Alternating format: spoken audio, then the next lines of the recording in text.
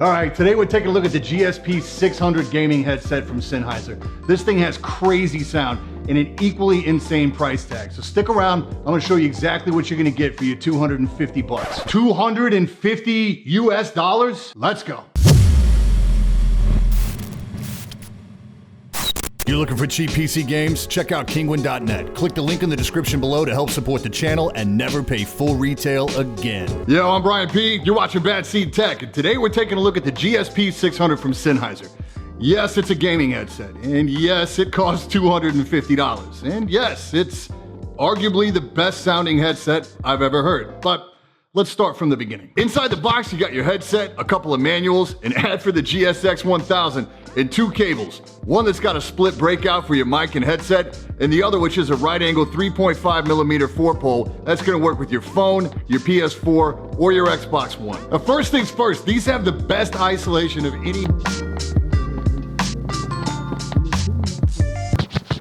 But they're not active noise canceling. They just did such a nice job with the material on the ear cups and the density of the memory foam that you could probably drive a car through my living room while I was gaming and I wouldn't hear a damn thing. They've also changed up the shape of the ear cup to be more ear-shaped, I guess. This is in contrast to the traditional oval. Now, your mileage may vary with this, but I could go either way here. Now, you probably noticed by now these things look enormous on the head. The looks alone here are gonna be very polarizing. They're chunky and they look like they're made out of like leftover Voltron parts, and they just look absolutely giant.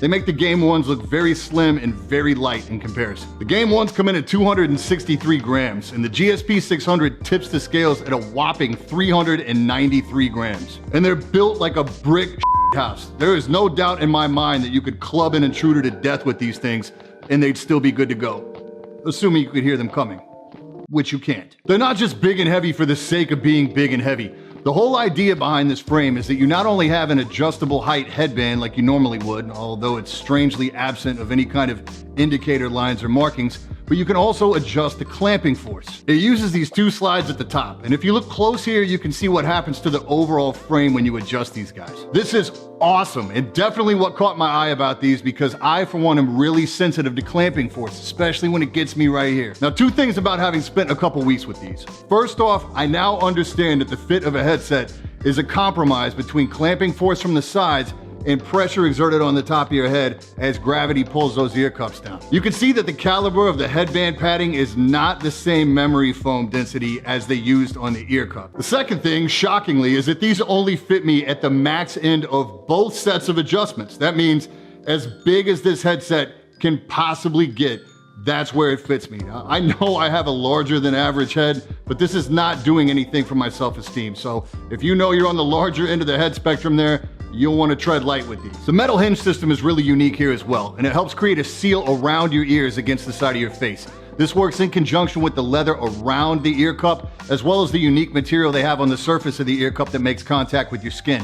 And I don't know what kind of sorcery they've employed here, but I've had zero issue with heat buildup with these, and I've used them for extended periods of time. Now, the downside here in lacking a traditional swivel is that these headphones cannot be worn comfortable around the neck when not in use. It's weird too, because the Game Ones also lack a 90-degree swivel, but they can be worn comfortably in this position. On the outside of the cans, you have a port for the proprietary cables, and on the other side, you have a volume dial. That's it. The volume dial could easily be overlooked as part of the design aesthetic, and it's really stiff at first. I have an idea that'll break in over time, but it has much more resistance than you see on the game series. Speaking of cables, these are easily the nicest braided cables I've ever seen. They're not stiff in any way. They have like this weird elasticity to them, almost like a guitar string. And that unfortunately brings me to my first gripe with this headset outside the price tag. Wearing these is the only time in testing all of these headsets over the past couple months that I've noticed and been bothered by cable noise. Anytime I turn my head and that cable rubs on my shirt, I can hear it in the cans. And forget trying to wear this with a hoodie. It's just more points of contact for the cable to rub. And it's not the cable's fault. I tried the cable with the Game Ones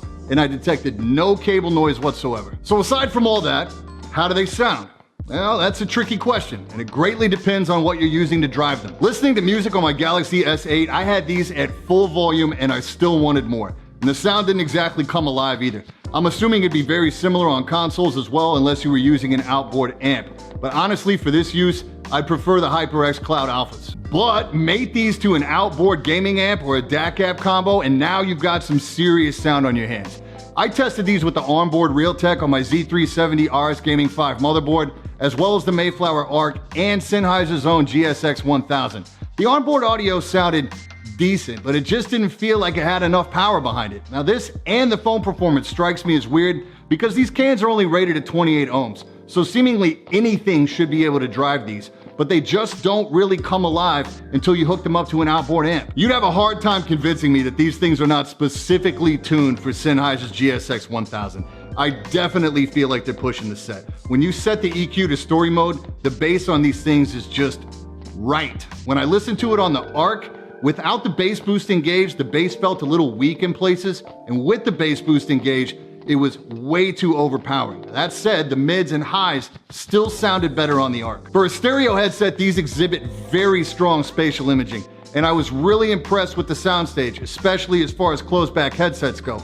In my opinion, I still prefer the soundstage of an open-backed headset, but these things really came into their own when they were mated with the simulated 7.1 on the GSX 1000. I'm not kidding when I tell you that paired with a decent amp, these are the nicest sounding gaming headset I have ever heard. I still prefer an open back design, and I'll be really curious to see if Sennheiser releases these in an open back design later down the road, but for now, these are definitely my go-to for closed back headset for gaming. Now, the mic design here is practically identical to the game series. You swivel it down, it goes active, you swivel it up and it mutes. It doesn't detach. And while the volume knob might be a lot stiffer on these, the mic swivel is definitely not. All right, so right now we are checking out the mic on the GSP 600 from Sennheiser. Mic input being used here is actually the one on the GSX 1000. Let's get a little bit of noise floor here. Looks good. Levels look pretty good and strong. Let's see what kind of noise cancel we got. We are typing in the background right now on some Cherry MX clears, and there you go. So all in all, a lot to like here and a couple things I didn't. I'm absolutely in love with the sound quality, the build quality, the adjustability, the comfort, the isolation, the mic, and the fact that it seems like it's perfectly designed to match with the GSX 1000, which has a pretty stacked feature set. I'm not really in love with the overall size of the damn thing, the cable noise especially, and the price tag. I also feel like they could have beefed up the pad on the headband just a little bit, especially since they didn't seem to cut corners with size anywhere else on this thing. And I'm not really crazy about the performance when it's hooked up to my phone for music listening. I would prefer to have one set of closed back headphones that's kind of my go-to for everything. And I'd be really remiss if I didn't talk about value here. After having recently run down a host of cheaper headset options, which you can find here if you haven't checked it out already, I feel like getting the average Joe to part ways with $250 for a gaming headset is a big ask. It all comes down to budget. If you have money to blow on some pricey cans like this and a DAC amp combo, it'd be really hard for me to discourage you. These sound amazing when paired with the Mayflower ARC or the GSX 1000. For those of you on a tighter budget, I have to believe that there's a more cost-effective option out there if you're willing to get creative. And keep in mind too that the older game series is now on deep discount now that these are out. And I personally wouldn't trade my game ones for anything. So let me know in the comments, does a $250 gaming headset make sense to you? That's it for this time. I'm Brian P. Thanks so much for watching. Don't forget to hit that like button, hit that sub button, and until next time, stay up.